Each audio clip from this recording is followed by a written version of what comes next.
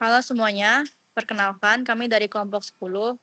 Pada video kali ini kami akan mendiskusikan beberapa pertanyaan berdasarkan bacaan ideologi sebagai pemikiran politis karya Francisco Budi Hardiman. Pertama, kita bahas dulu tentang arti ideologi. Menurut Hardiman, dalam arti pejoratif, ideologi dipahami sebagai sesuatu yang negatif. Ideologi dianggap sebagai bentuk manipulasi atau kesadaran palsu yang digunakan oleh kelompok yang berkuasa untuk mempertahankan kepentingannya. Pemikiran Karl Marx melihat ideologi sebagai alat untuk menyembunyikan ketimpangan sosial sehingga masyarakat menerima kondisi yang sebenarnya tidak adil. Sementara itu, dalam arti deskriptif, ideologi dipahami secara lebih netral.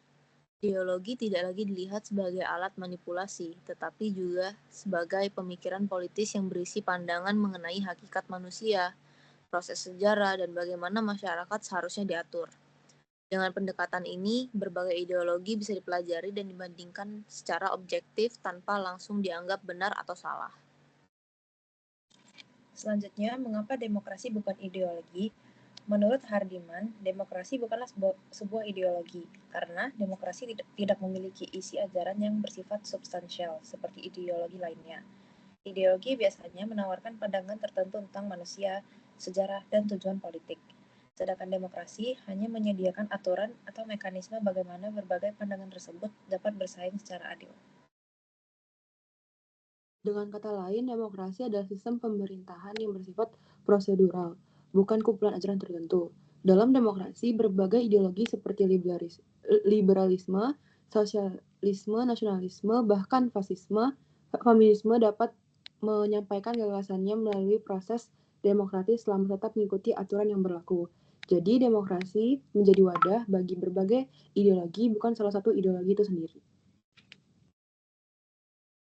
Hardiman yang ketiga, ideologi yang berkembang dalam konfrontasi dengan liberalisme. Hardiman menjelaskan bahwa liberalisme merupakan salah satu ideologi modern paling awal, karena itu hampir semua ideologi politik modern berkembang melalui hubungan dengan liberalisme, baik dengan menentangnya maupun memperbaikinya. Misalnya, konservatisme mengkritik perubahan yang dianggap terlalu cepat akibat liberalisme. Marxisme dan komunisme menolak kapitalisme yang berkembang bersama liberalisme karena dianggap menciptakan ketidakadilan sosial. Sosialisme demokratis juga mencoba menggabungkan kebebasan individu dengan keadilan sosial. Anarkisme ingin membawa kebebasan individu lebih jauh lagi dengan menolak keberadaan negara. Selain itu, feminisme mengkritik ketimpangan gender dalam masyarakat liberal, sedangkan ekologisme mengkritik cara pandang liberal yang terlalu berpusat pada manusia dan pertumbuhan ekonomi. Terakhir, fundamentalisme muncul sebagai reaksi terhadap liberalisme dan sekularisme yang dianggap mengikis nilai-nilai agama. 4. Mengapa anarkisme dianggap sebagai konsekuensi liberalisme? Anarkisme dianggap sebagai konsekuensi liberalisme karena sama-sama menempatkan kebebasan individu sebagai nilai utama. Namun, menurut Hardiman, kaum anarkis berpendapat bahwa liberalisme benar-benar konsisten memperjuangkan kebebasan individu, maka negara seharusnya dihapuskan sepenuhnya, bukan hanya dibatasi perannya. Jadi, kalau liberalisme masih menerima konsep negara minimal untuk menjaga hukum, anarkisme justru menganggap negara sendiri adalah sumber pembatasan kebebasan. Karena itu, anarkisme menginginkan masyarakat yang mengatur dirinya melalui kerjasama dan sukarela tanpa adanya otoritas negara. Namun, Hardiman juga menilai bahwa gagasan ini sulit diterapkan karena tanpa rule of law, kebebasan setiap individu justru saling mengancam. Yang kelima, persamaan nasionalisme, fasisme, dan fundamentalisme. Walaupun ketiga ideologi ini berbeda, Hardiman melihat bahwa mereka memiliki kesamaan. Ketiganya sama-sama membangun identitas berdasarkan satu kelompok yang dianggap asli atau paling benar.